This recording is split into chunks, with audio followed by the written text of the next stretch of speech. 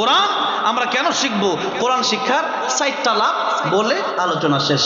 কোরআন শিক্ষার কয়টা লাভ বলবো? কোটি কোটি লাভ আছে, এর মধ্যে কয়টা বলবো? 4টা বলবো। 1 নাম্বার লাভ দুনিয়া। বলেন 1 নাম্বার লাভ কোথায়? 2 নাম্বার লাভ মরণে, মরণের সময়। 2 নাম্বার লাভ কোন সময়? মরণের সময়। 3 নাম্বার লাভ কবরে, 3 নাম্বার লাভ কবরে। বুঝতে বলেন 3 নাম্বার লাভ কোথায়? কবরে। 4 নাম্বার লাভ হাসরে। 4 নাম্বার লাভ কোথায়? হাসরে। এবার আবার যদি বলেন 1 নাম্বার লাভ কোথায়? দুনিয়ায়। দুনিয়ায় শত শত লাভ আছে, যারা বলে লাভ নাই, কোন লাভ আছে একটু তাদেরকে একটু বুঝিয়ে দেওয়ার জন্য বলি। আপনাদেরকে জিজ্ঞেস করলে আপনারা বলবেন দুনিয়াতে কি কি লাভ, দুনিয়াতে কি কি লাভ। 1 নাম্বার, এক একটা উদাহরণ আসবে। 1 নাম্বার যে লাভটা, সেটা হচ্ছে শেষ বিচারের জবাবদিহিতার ভয়। 1 নাম্বার লাভ কি? দুনিয়ার লাভ। শেষ হাসরের ময়দানে, শেষ বিচারের দিনে জবাবদিহিতার ভয়, আল্লাহর কাছে জবাব দেওয়া ভয়। এতে করে লাভটা কি একটু শোনেন। আমিরুল মুমিনিন খলিফাতুল মুসলিমিন হযরত ওমর রাদিয়াল্লাহু আনহু তিনি একবার যাচ্ছেন কোন মরুভূমি দিয়া। মক্কাতুল মুকাররমা থেকে এখন মদিনাতুল মুনাওয়ারা গেলে দেখবেন কত মরুভূমি, আপনি অবাক হয়ে যাবেন। আল্লাহর নবী তখন কিভাবে হিজরত করেছিলেন, কিভাবে হেঁটে হেঁটে দাওয়াত দিয়েছিলেন।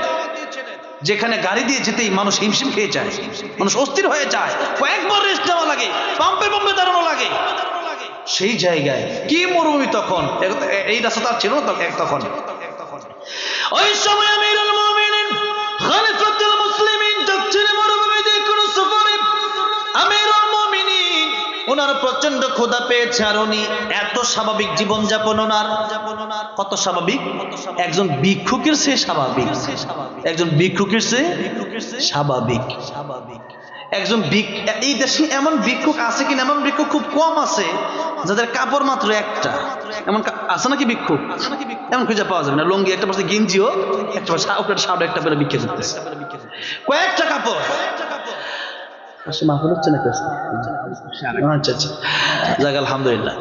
তাহলে আমিরুল মুমিন তিনি কত স্বাভাবিক। তিনি মিম্বরে দাঁড়ালেন খুতবা দেওয়ার জন্য। কি দেওয়ার জন্য? আর তখন তিনি চেয়ারম্যান মেম্বার না, কাউন্সিলর না, আর এই দেশের মতো সামান্য দেশের প্রেসিডেন্ট না, তিনি অর্ধ জাহানের প্রেসিডেন্ট। তিনি অর্ধ জাহানের, জোরে বলেন, তিনি অর্ধ জাহানের প্রেসিডেন্ট। তিনি কাপড় মাত্র একটা। আল্লাহু আকবার বলবেন না? কাপড় মাত্র কয়টা? একটা। খুতবা দিতে দাঁড়াইছেন, দাঁড়ানোর আগে রিলিফের সরকারি মাল বন্টন হয়েছে, জনগণের একটা করে চাদর দিচ্ছে, একটা করে চাদর জনগণের দিচ্ছে, রিলিফের মাল, সরকারি মাল। উনি একটা দিল, সবাই একটা করে দিয়ে উনি নিজেও একটা পাইছে, জনগণ দেখছে। এবার খুতবা দিতে যখন দাঁড়াইছে, উনি 2টা চাদর পরলেন, একটা নিচের দিক দিয়ে আর একটা উপরে। যেমন আমরা উমরা বা হজে গেলে ওইরকম 2টা কাপড় যেমন পরি, ওই রকম। আগে তো এরকম কাপড় কম ছিল, তো তখন চাদর যখন 2টা পাওয়া লাগলো, তো একই রকম চাদর, রিলিফের চাদর, সবাই বুঝতেই পারছে একরকম কম্বল দিলে বোঝাই যায় যে এটা রিলিফের মাল, সরকারি মাল। তো যখন সবাই দেখলো 2টা চাদর উনি পরলেন, খুতবাতে দাঁড়াইছে, একজন মুসল্লি দাঁড়ায় গেছে, হুজুর আপনি যতক্ষণ পর্যন্ত আমাদেরকে এই প্রশ্নের জবাব না দিবেন 2টা চাদর পাইলেন কই? আমরা পাইছি একটা।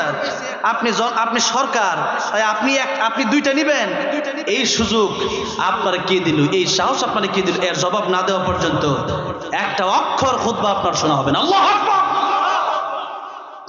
এমন নেতা এই দেশে আছে? আলহামদুলিল্লাহ এখন আছে। এখন আলহামদুলিল্লাহ আমরা এমন কিছু নেতা এখন পেয়েছি যারা সংসদে গেছে, যাদেরকে রাজাকার বলছে, যারা বলছিল এরা দেশে থাকতে পারে নাই, আর যাদেরকে রাজাকার বলা হয়েছে সংসদের অর্ধেকটা জায়গা সেই টুপিওয়ালা পাগড়িওয়ালা দিয়ে ভরে গেছে।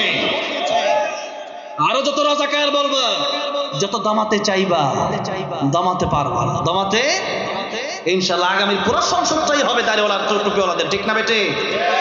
ইসলামের দিন আর যত দিন যাচ্ছে ইসলামের দিন আসতেছে ইনশাআল্লাহ, দমাতে পারে নাই।